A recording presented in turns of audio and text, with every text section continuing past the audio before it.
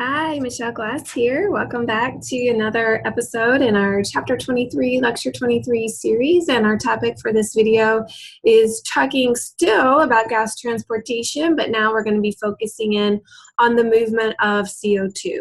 So we have been talking this whole time about external respiration. We talked about how the body gets air in and out of the body, so pulmonary ventilation.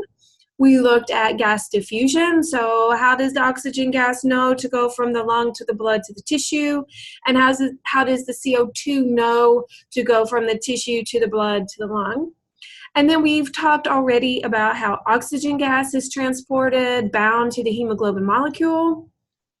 And now we're ready to look at how CO2 gas is transported in the bloodstream. So let's get started. All right, there are three ways that carbon dioxide gas will be transported. A very small percentage, only 7% of the CO2 will diffuse into the plasma and be transported that way. The rest, so 93% of CO2 is going to make its way actually into those red blood cells. So the majority of CO2 is transported by those red blood cells. Once we're in a red blood cell, some of that CO2, 23%, will bind to hemoglobin. Now this is going to be a reversible binding, so just like hemoglobin can bind and then release oxygen gas, hemoglobin can bind and release CO2 gas as well. And then we will see the majority of our CO2 is actually converted to another molecule called carbonic acid. We've mentioned carbonic acid already, so we're going to be spending more time looking at this reaction and what's going on with that carbonic acid. So again, 70% of our CO2 is converted to carbonic acid inside the red blood cell. Okay, so remember, what's our percentage here? 93% of our CO2 is going to make its way into the red blood cell. Once there, 23% of the CO2 is going to bind with hemoglobin. Again, hemoglobin is holding on to the CO2 and then letting go once we get back to the lung and deliver it there. The majority of your CO2, 70%, is combining with water. We already talked about this reaction before. When CO2 pairs with water, you get carbonic acid. Now notice that this is also a reversible reaction. So when we get back to the lung, we have an ability to send everything in the other direction, converting carbonic acid back to water and CO2, and then exhaling that CO2 out of the body. So we have a way of getting rid of it here. Now, carbonic acid is a weak acid. So if you remember your discussion of pH from the beginning of AMP1, a weak acid is one that dissociates or separates.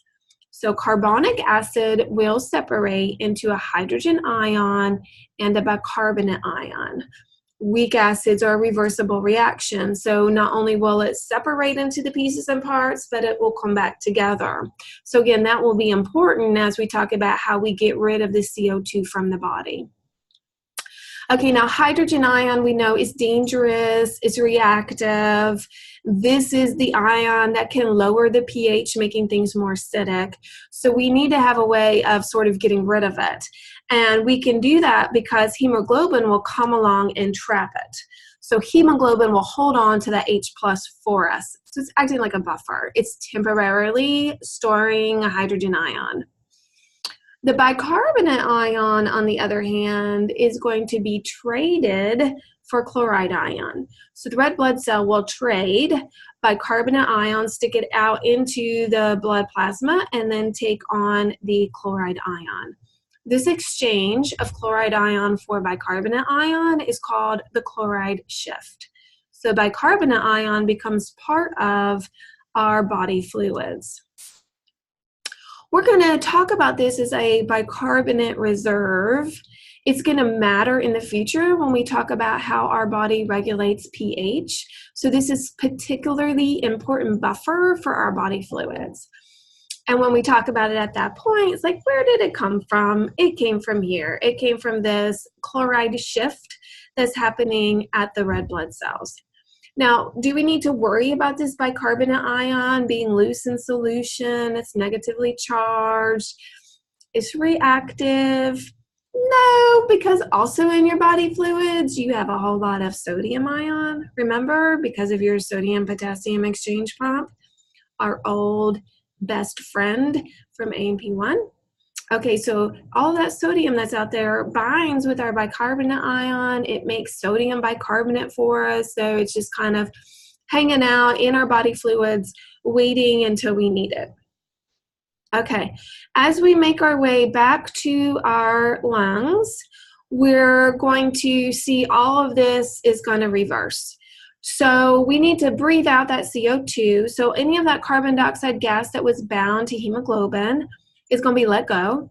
Hemoglobin lets go of the CO2. The CO2 is leaving the red blood cell, leaving the bloodstream, going into the lungs based on the difference in partial pressure. Then we still have all of this business with our bicarbonate ion. So we're going to do an exchange shift. The sodium is going to let go. Bicarbonate ion is going to move into the red blood cell. Chloride ion moves out. That hemoglobin will let go of our hydrogen ion. Hydrogen combines with bicarbonate ion to make carbonic acid. Once we have our carbonic acid, it can split back into water and CO2. That CO2 then is exhaled, so that's what's driving our reaction in this direction. So we're getting rid of the CO2 at the lung. Okay, so let's go back a minute to our picture here. There's 3 ways that carbon dioxide gas is transported. One is dissolved in the plasma, 7%. The rest is going into the red blood cell. A small portion, 23%, of the carbon dioxide gas in the red blood cell is going to be held onto by the hemoglobin. Hemoglobin holds onto it until that red blood cell makes its way to the lung, where it's going to release that CO2. And the largest percentage of our CO2, 70%, combines with water to make carbonic acid, a weak acid. That weak acid dissociates to form hydrogen ion and bicarbonate ion. Hydrogen ion pairs up with hemoglobin. Bicarbonate ion gets traded with chloride, making our important bicarbonate reserve, which is going to play a significant role in balancing our body fluid pH. When we get back to our bloodstream, we see that all of these processes are reversed. Because that partial pressure for carbon dioxide gas is lower in the alveoli, that's driving the CO2 out of the bloodstream to the lungs. And so that's driving all of our reactions in this other direction. So the hemoglobin gives up CO2. Bicarbonate ion trades back for chloride, so it enters the red blood cell. Hemoglobin lets go of the hydrogen. We go back to making carbonic acid. Carbonic acid splits into water and CO2, and the CO2 is moved out of the blood into the lung and then exhaled. All right, that's it for now.